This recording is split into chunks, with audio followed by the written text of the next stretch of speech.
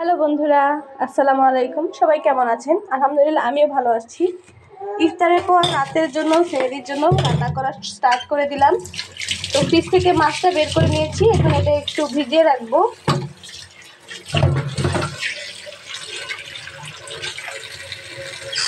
ভেজানোর পর এদিকে যে দুধটা জাল দিয়েছি, সে চুলাটা একটু নিভিয়ে দিলাম। আর একটু পরে আবার সেহরির টাইমে আবার একটু জাল দিয়ে নেব। এখন আমি চলে যাব সবজি কাটার জন্য। আজকে হচ্ছে লাল শাক আর ডাঁটা শাক রান্না করা হবে। ডাঁটা দিয়ে আলু দিয়ে বড় মাছ ভাজি করে মাছ ভেজে রান্না করা হবে। এই যে এই একটা আলু আর অল্প একটু ডাঁটা দিয়ে মাছটা রান্না করা হবে, আর এই শাকটা ভাজি করা হবে। আজকের জন্য এটাই মেনু। আর ওইদিকে আমার ছেলে মেয়েরা দুষ্টামি অলরেডি শুরু করে দিয়েছে। বাবা, তুমি কি করছো? হ্যাঁ, ওটা তোমার কার? তোমার কার? তোমার অনেকগুলা কার। আচ্ছা, যাই হোক, এখন আমি আমার মেয়েটাকে আমার কাছে নিয়ে তারপর কাজ করা শুরু করব, কারণ ও এখানে থাকলে এগুলো সব নষ্ট করে ফেলবে। তো চলো মা, এই দেখো তোমার বাসায় কত গাড়ি। তুমি এখানে পড়াশোনা করো তো মা, এই যে পড়াশোনা করো তো। দেখেন আমার ঘরের অবস্থা, দেখেন, কিচ্ছু করার নেই। তো এখানে আমি সবজিগুলো কেটে নেব এখন। আর গাছে আজকে পানি দেয়নি, যার কারণে গাছের অবস্থাও কাহিল হয়ে গেছে। যাই হোক, এখন যাই সবজিগুলো কেটে নেব একটু।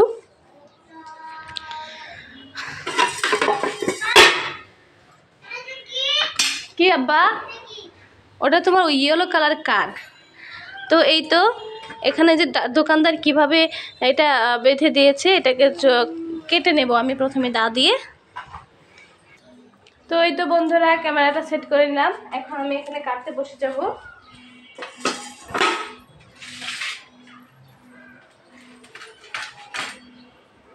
এই যে লাল শাক, দুইটা লাল শাক নিয়েছে 30 টাকা, 15 টাকা আটি। আর এই যে ডাটা, এই ডাটা নিয়েছে 25 টাকা, মোট 55 টাকা। 5 টাকা দিতে চাইলাম না, তবুও তারা রেখে দিল, বললো যে অনেক নাকি দাম।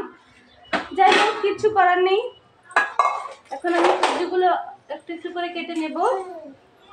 যেহেতু বড় মাছ দিয়ে রান্না করব, এর জন্য কচি অংশটুকুই নিচ্ছি। এই যে এই সাইজের করে কেটে কেটে আমি সাথে আলু দিয়ে কষিয়ে রান্না করব। আশা করি খেতে ভালো লাগবে।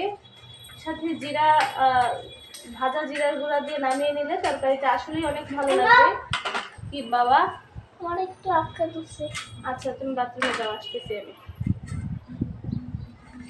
তো এই তো এটাই হচ্ছে জীবন। এই যে রান্না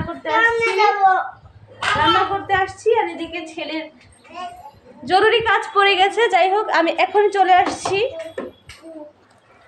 তো যাই হোক, ছেলের আবদার শেষ করে এখন চলে আসলাম।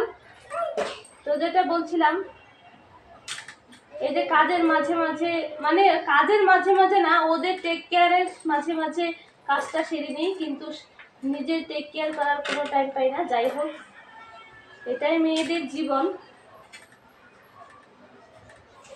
তো আমি আপনাদেরকে দেখাচ্ছি ডাটাটা কিভাবে কেটে নেব, আর সাথে যে আমি আলুটা নিয়েছি, এই আলুটা কিভাবে কাটবো সেটাও দেখিয়ে দিচ্ছি। যেহেতু বড় মাছ, সেটা আমি একটু ভেজে নেব। ভেজে রান্না করলে আমার কাছে ভালো লাগে। ভেজে সুন্দর করে কষিয়ে হালকা ঝোল দিয়ে রান্না করলে ডাটা তরকারি কিন্তু অনেক ভালো লাগে। আমার কাছে ভালো লাগে ডাটা তরকারি। আমার কাছে চিংড়ি মাছ দিয়েও ভালো লাগে, আর বড় মাছ দিয়েও ভালো লাগে। আর যেগুলো অনেক লম্বা মোটা মোটা ডাটা, ওগুলো কিন্তু মাংস দিয়ে খেতে অনেক ভালো লাগে। একদিন খেয়ে দেখবেন।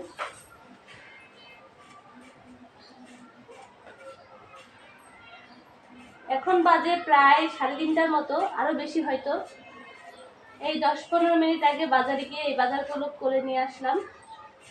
যেহেতু ইফতারের আগে আমার রান্না শেষ করতে হবে, বাজার থেকে তরতাজা নিয়ে আসলাম। একজনকে কোলে নিয়ে আর একজনকে হাতে ধরে নিয়ে গেলাম বাজারে চলে।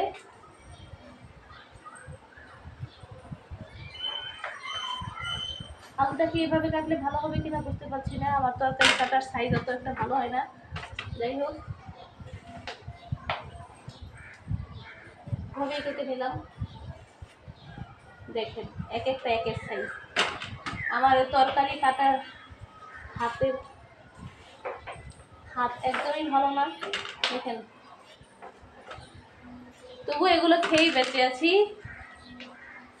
এভাবেই জীবন তো চলেই যাচ্ছে, 5টা বছর এভাবে ভুল ভুল করে করেই তো বেঁচে আসলাম।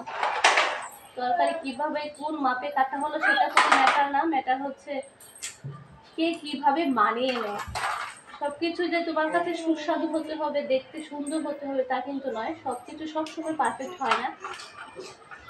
তো যাই হোক, এখন আমি তরকারিগুলো কেটে নেব, তারপরে শুরু করে দেব রান্না। বেশি বড় ভিডিও করতে পারি না, কারণ বাচ্চারা এসে ডিস্টার্ব করে। দেখতেই পেলাম একটু আগে আমার ছেলে এসে যে একটা কথা বলে ফেললো। আর যেহেতু আমি এডিট করি না, একবারেই ভিডিও তুলে ছেড়ে দিই, এই জন্য এটা আমি এখন কাটতেও পারবো না। তো যাই হোক, সবাই আমার জন্য দোয়া করবেন যেন ভালোভাবে থাকতে পারি, আর আপনাদের জন্য অনেক অনেক ভালোবাসা এবং দোয়া রইল।